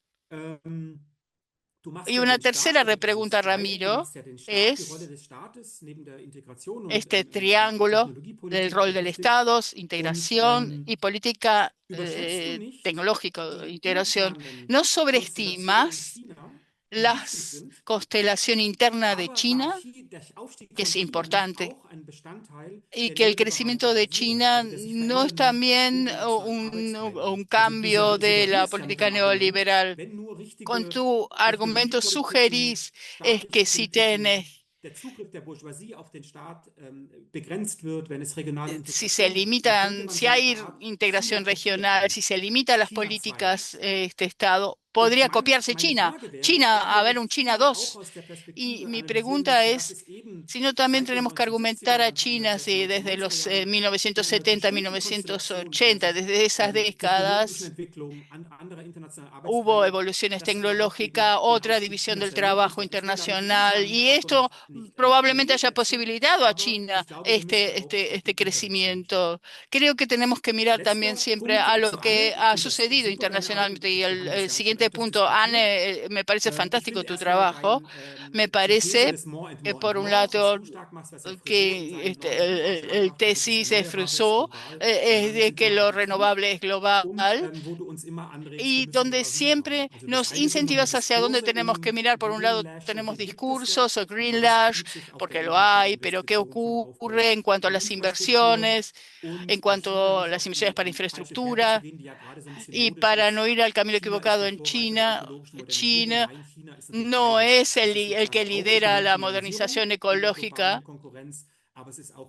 Hay renovación, pero también es un big player en cuanto al fosilismo.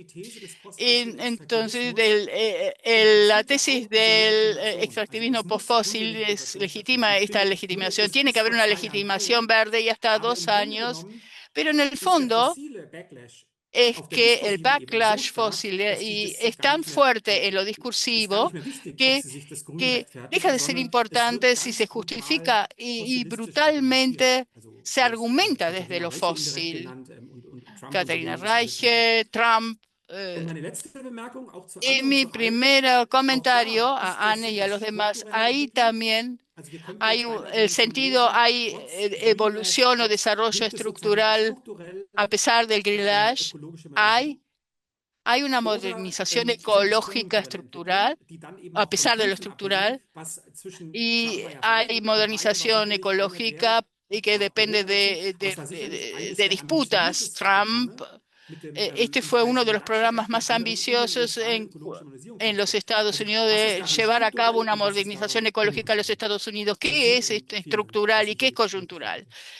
Y eso es lo que Ja, quería vielen Dank, comentar al schön, dass respecto. du fast spontan gesprungen Eh, bist. Und ich glaube, da haben wir noch einiges dann zu diskutieren mit der Runde. Ich Muchas würde aber, gracias, Uli, por bevor haber wir intervenido en forma tan zu den espontánea. Referentinnen Y noch tenemos alguna gehen, cuestión para in discutir die y antes Runde de ir fragen, a ob es los noch ein paar ponentes, Fragen, quiero Ergänzungen preguntar gibt. si Es entre los gab asistentes auch hay schon algunas im Chat eine preguntas o Frage, und die complementos. will En el ich chat ya hubo una gleich pregunta beantworten, weil ich y quiero sonst die Sache contestarla vergessen de werde. inmediato porque de lo contrario me Und olvidaría. zwar im Y, Chat hat y en el chat, Johann gefragt, ob man Johan nicht preguntaba die si Industrialisierungsprozesse näher si los procesos de industrialización, betrachtet werden müssten.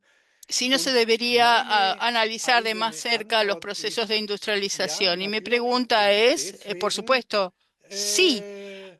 Y justamente kommen por wir eso kurz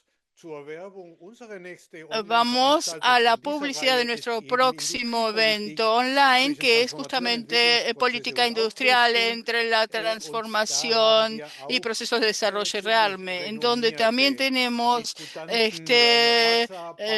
participantes muy renombrados, Bernard Raza, Pablo Lavarello, que hoy participa como participante, Angela Bigger. El tema se está desarrollando, está viniendo y justamente vamos a hacer un evento completo al respecto. Esto en cuanto a la pregunta de Johan,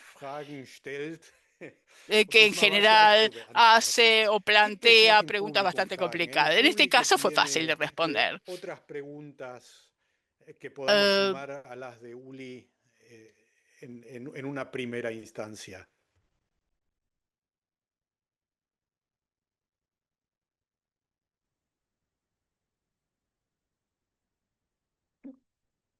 Si nadie toma la palabra, bajo el martillo y les paso otra vez el micrófono a nuestros referentes, nuestras referentes.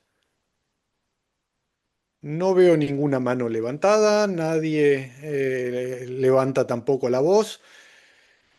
Y entonces empecemos la ronda al revés. Anne, habías cerrado, yo diría que iniciaras y vamos al revés, entonces después seguimos con Ramiro, und zum Schluss, y al final con Leo. Anne. Okay, gut. Ja, dann vielen Dank auf jeden sí, Fall an muchas Uli. Ich finde gracias das también a sozusagen eine Uli. total wichtige Me Frage. parece Was una sind pregunta eigentlich hier die completamente strukturellen und importante. was sind die ¿Cuáles son en realidad konjunkturellen acá Elemente davon? Und los ich glaube, elementos bisher ist meine estructurales y Antwort oder coyunturales? meine Mi, Hoffnung, mi dass dieser respuesta Greenlash, o mi also dass der esperanza de que Fossil el Rollback Greenlash, eher eine es decir, que konjunkturelle el Geschichte ist. rollback es Und ich würde antes sagen, dass bien wir una aktuelle Kämpfe cuestión sehen, die versuchen, das coyuntural y que vemos zurückzudrängen. Da habe ich jetzt peleas nicht so richtig Lust de drauf und impedirlo o de sozusagen, es wird retrotraerlo, widersprüchlich bleiben, ne? Aber pero ich va a würde sagen, ser, das seguir liegt siendo tatsächlich auf der contradictorio, pero Ebene, yo du hast es selbst creo que genannt, está en die un plano, y vos lo Entscheidung, die Wahlen in den mencionaste, USA waren las verdammt knapp, decisiones en los sozusagen. Es Estados kann Unidos auch fueron muy anders aussehen, nur justas das o ist noch muy nicht automatisch pocas, puede ser sozialökologische Transformation. diferente, Ist dir selber klar, aber ich würde pero no es diese una transformación konjunkturelle Element, das würde socioecológica ich todavía tatsächlich auf dieser automáticamente. Backlash-Ebene Esto sehen. Während die es que justamente strukturelle lo Ebene, coyuntural da lo würde vería ich en el sagen, backlash. En lo dass in vielen estructural, el nivel Analysen o en el auch plano von jetzt estructural,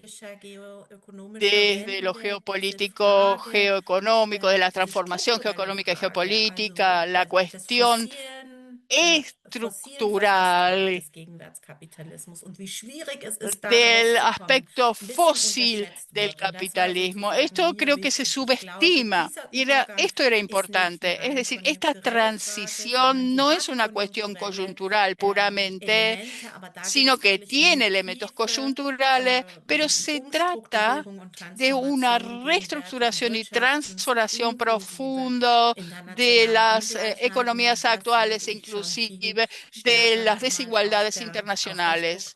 Y strukturellen esto Ebene verantworten und würde auch sagen, sozusagen colocaría schon, en das el wäre so ein bisschen meine Frage, die plano Uli ja auch schon an estructural. Ramiro gestellt hat, sozusagen Pregunta que le ha angesichts einer planteado a vom Ramiro en virtud Klimawandel, des Kontexts, den del cambio bestimmte dieser climático. Dimension En eigentlich noch nicht esta bekannt sein. Und ich finde, dimensión oder no nicht puede klar sein in der conocerse todavía, no puede ser Kontextstrategie so claro einbetten. y Deswegen tampoco würde no ich Ihnen das se gar nicht zum pudo Vorwurf machen. Aber wenn man presentar o das heute fijar en weiterdenkt, forma also estratégica. Pero sozusagen, si hoy en día wie seguimos pensando könnte en die virtud de los Staaten des acontecimientos globalen que fueron Südens da evolucionando, Antworten cómo los finden, die estados eben del nicht sur global völlig pueden über die responder planetaren Grenzen weiter rausschießen, ohne zu sino sagen, salirse de los límites planetarios, sin deswegen dürfen decir die nicht industrialisieren, sozusagen. Ich wäre die que por Letzte, eso die so no argumentiert, pueden weil o es no ganz klar ist, deben wir im globalen industrializar. Norden Soy la müssen última en unseren materiellen decirlo, porque nosotros en el Energiedurchsatz norte global, erheblich nosotros senken, damit der tenemos que Globalisierung ihn bajar erhöhen kann, nuestra aber bis zu utilización de bestimmten Punkt. materiales o Also de materias sozusagen, primas para que heute muss man, el finde sur ich, schon global lo pueda planetare aumentar. Grenzen und Klimafrage da stark rein Veo integrieren que und da bin acá ich los total límites interessiert sozusagen, planetarios wie y la das cuestión gelingen kann. climática deben ser integrados. Entonces, sí me interesa mucho ver cómo juegan Vielen estos Dank, Anne. aspectos en el Veo debate. que tiene levantada la mano Pablo Lavarello y Ana, conociéndolo me imagino que tiene alguna pregunta para hacerle directamente a Ramiro, que le tocaría intervenir ahora. Si es así, Pablo, te escuchamos. Hola, hola, buenos días. Bueno, muy buenas las presentaciones. No pude escucharlas todas porque justo tuve un problema con el audio y con la traducción. Pero bueno, trato de hacer una pregunta, quizás es redundante de alguna de las exposiciones, un poco asociada a la coyuntura actual, que creo que Anne la planteó al final. En un contexto donde uno ve que las fuentes fósiles para la industrialización acelerada china, eh, eh, digamos, están siendo afectadas por un conflicto que no sabemos todavía el alcance, no solo a China, sino a Europa.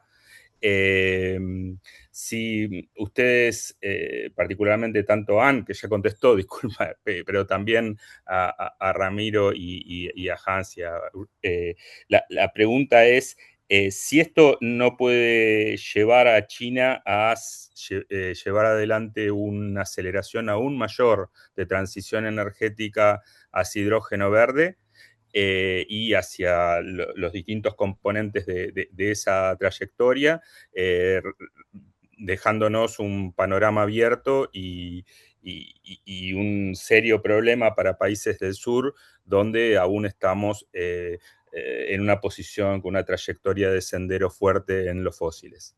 Esa es un poco la pregunta. Disculpen si es redundante, pero creo que, digamos, pese al conflicto, que es realmente grave, vemos como una situación donde vuelven quizás a barajarse las cartas de algo que veíamos muy condicionado en los últimos meses. Esa era un poco la consulta. Gracias, Pablo. Pablo es nuestro referente en nuestra conferencia sobre política industrial el día 23 de abril. Y le pediría a Pablo, como a todos los economistas, que por favor nos saquemos la muletilla del digamos, que ahora tiene connotaciones muy peligrosas en nuestro país. Ramiro, te escuchamos. Bueno, saludarlo a Ulrich. No sé si recordará, pero nos vimos en Linz hace ya bastante tiempo en una conferencia sobre Polanyi, que fue fantástica y que Polanyi adquiere una importancia muy significativa en nuestros días, en Argentina, en América Latina particularmente. Un gusto saludarlo y gracias por las preguntas. Él planteó que son espontáneas, pero las espontáneas suelen ser las más complicadas, las más complejas. Una cuestión que para mí es central sobre lo estructural y lo coyuntural, porque yo creo que hay que poner un ojo muy serio en lo estructural, y sobre China, y sobre algunas posiciones sobre China en particular.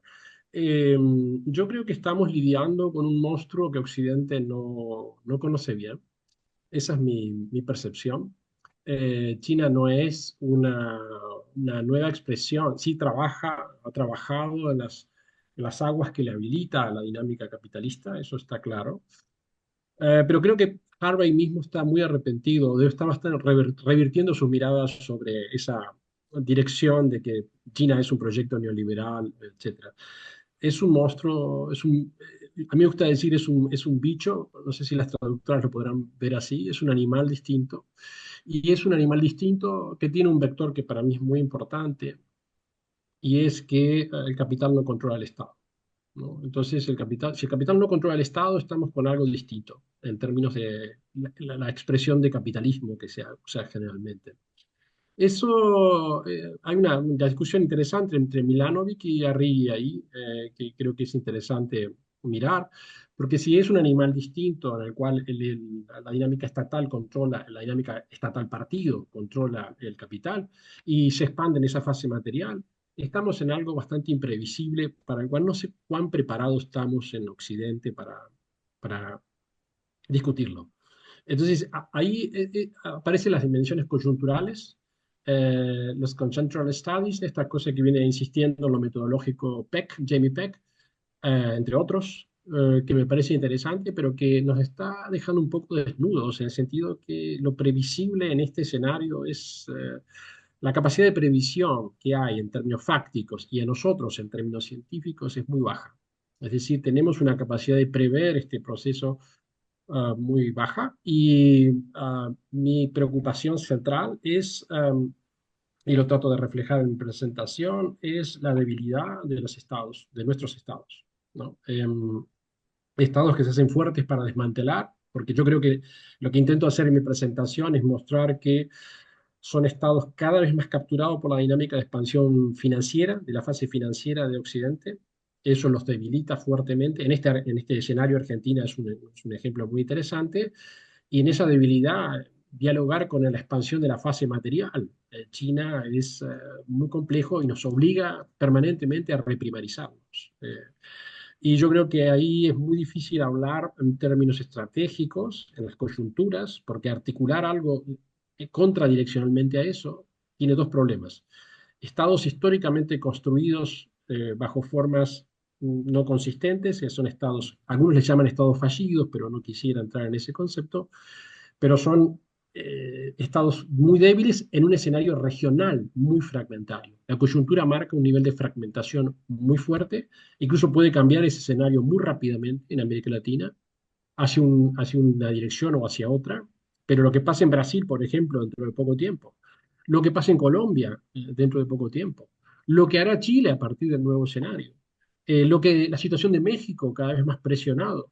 Es decir, esas coyunturas son muy difíciles de prever en términos políticos estratégicos, pero al mismo tiempo la fase material está en expansión. Y me parece, muy humildemente, a mis colegas europeos, es que creo que tienen que mirar el proceso de expansión chino en la región de una manera muy seria, porque es un proceso bastante inevitable. Yo he vuelto bastante preocupado de China. Hay muchos colegas míos en Argentina que están muy optimistas y eh, están como asumidos en nuevas banderas del maoísmo fértil. Yo estoy muy preocupado de cómo nos estamos vinculando a ese escenario y nuestra fragilidad, nuestra fragilidad en esta coyuntura que está Argentina y gran parte de la región, nos coloca en una situación de mucha vulnerabilidad. Y mi perspectiva es que tenemos que entender en ciencias sociales y tenemos que investigar mejor cómo se configuran nuestros estados, cómo estructuralmente ha sido configurado, en qué medida podemos trabajar estrategias de su fortalecimiento. Um, Estoy totalmente de acuerdo en que después tenemos que entrar en el mercado fino, que es qué sería una política industrial, qué sería una política industrial tecnológica ecológicamente sustentable. Pero ese análisis fino hay que hacerlo sobre esta espalda de un análisis estructural del gran movimiento al que estamos asistiendo. Y a mí personalmente me invade angustia y a veces desesperación, que trato de no volcar a los escritos, pero es una angustia creo que entendible. El escenario nuestro, sí, es entendible. Y el escenario europeo es crecientemente preocupante. Es el estado de fragilidad europeo, la debilidad que está mostrando en todos los frentes Europa en este escenario. Y las posibilidades ciertas que tiene Europa de decir algo. Acabamos de ver las expresiones de europeas, con la excepción de España, ¿no? Este nivel de fragilidad económico y geopolítico nos coloca en un escenario, bueno, que deberíamos tal vez como regiones tener un diálogo en otra dirección, distinto, ¿no? Dejo aquí para dejar a Hans su comentario. Gracias, Ramiro. Gracias. Leo, wir hören dich. Ja, vielen Dank, Ramiro. Ich glaube, Muchas ich kann ein paar gracias, Punkte Ramiro. ansprechen. Creo que puedo Du hattest añadir ja algunos von puntos. strukturellen Kontinuitäten Te und referías a las continuidades strukturellen Fragen. Was estructurales ist y a denn las eigentlich strukturell verändert? casuales. Ich würde sagen, ¿Qué es im lo que cambió globalen Maßstab, estructuralmente? Y a in der nivel dritten global, yo diría Regulationstheorie que würde man wahrscheinlich von einem con respecto a la teoría finanziellen de la regulación, se Kapitalkapitalismus im hablaría globalen de Maßstab una sprechen. Selbst China, selbst zum financiarización, Beispiel, wo jetzt die que Finanzmärkte creo que en offensichtlich China, reguliert sind, incluso hat ein donde los enormes Problem mercados no están regulados, en ese sentido tienen una capacidad de capital que pueden ser utilizados para financiar los proyectos. Eso es un elemento que continúa. Y el segundo es que desde la crisis financiera tenemos más intervención estatal en algunos países, modelos de capitalismo estatal, y esta intervención estatal se corresponde con aquello que algunos colegas del Second Code Observatory han denominado Segunda Guerra Fría, es decir, tenemos este desarrollo desigual a nivel mundial. China se va al frente y las preguntas se plantean entre Estados Unidos y China, pero a diferencia de la vieja Guerra Fría, no son dos bloques separados, sino que son interdependencias, son sistemas interdependencias y entramados, y lo ideológico ya no es lo decisivo si tenemos concepciones del mundo distintas, sino que quién se impone en qué mercados y sobre todo en los de la alta tecnología. Y entonces eso también lo mencionaría como un factor determinante de por qué la geoeconomía va a seguir siendo una estrategia. ¿Cuándo dar este paso? Bueno, si hay sistemas fuertemente ideologizados que toman decisiones o si los instrumentos geoeconómicos ya no alcanzan por sí mismas y entonces se lleva a que se implementen maniobras militares. Creo que eso es una pregunta más difícil de responder, pero estas eran las cuestiones estructurales.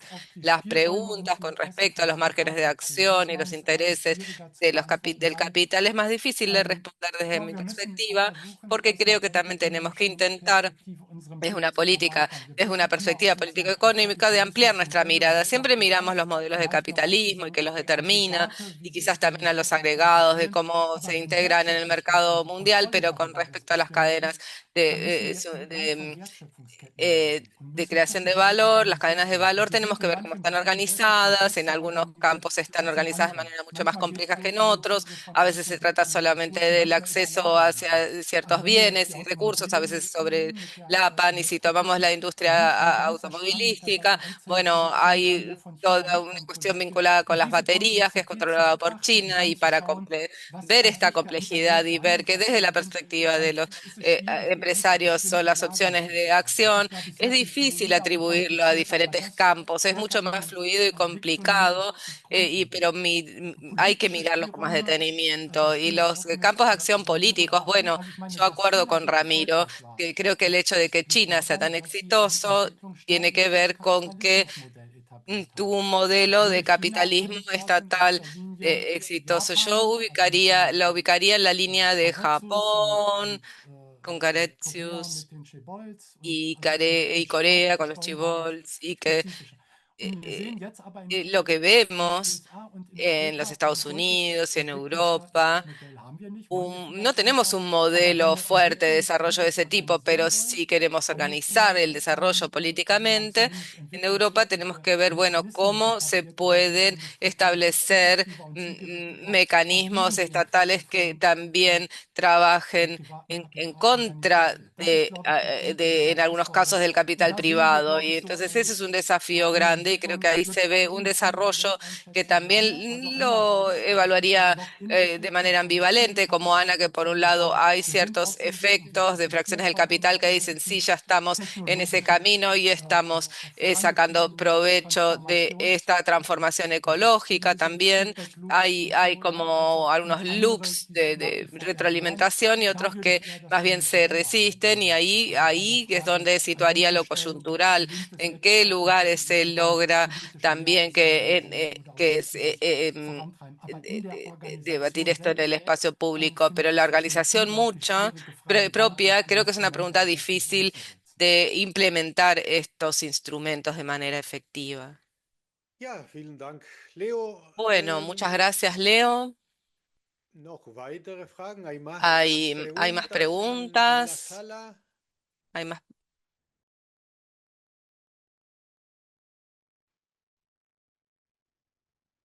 Uli, ¿estás satisfecho con las Me respuestas? quedo con muchas ideas. Muy bien. Gracias. Gracias a todos. Sí.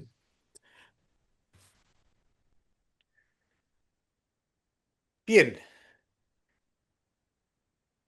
más preguntas y comentarios. Si no, ya nos estamos acercando al horario de cierre y entonces eh, tal vez contando una anécdota que refuerza un poco lo que planteaba Ramiro desde una perspectiva muy, muy empírica. Me tocó participar de algunas reuniones privadas en torno a la refinanciación de la deuda externa de la Argentina hace algunos pocos años y me tocó presenciar cómo un alto funcionario alemán con rango de viceministro le decía a un alto funcionario de la Argentina que estaba dispuesto a tratar de interceder en el Club de París para un trato más favorable para la Argentina, a condición de que la Argentina sumara en una mesa de negociación global a China. Y el pago era por aprender a negociar con los chinos a la mesa, que era lo que no sabían. No sabían cómo se comportaba China en una negociación multilateral. Argentina no accedió al pedido, lo cual a mi juicio en aquel momento era un error. Después el que accedió fue Zambia y la negociación fue una catástrofe. Pero, pero no por China o por los estados europeos, sino por la constelación de bancos privados que fueron los que eh, exigían una transparencia por parte de China que no estaban ellos mismos dispuestos a conceder. Pero ahí vemos cómo la cosa es muy compleja, incluso desde la negociación cotidiana y no solo desde cómo lo interpretamos teóricamente. Si hay alguna pregunta que indefectiblemente haya que hacer, todavía tenemos un minuto.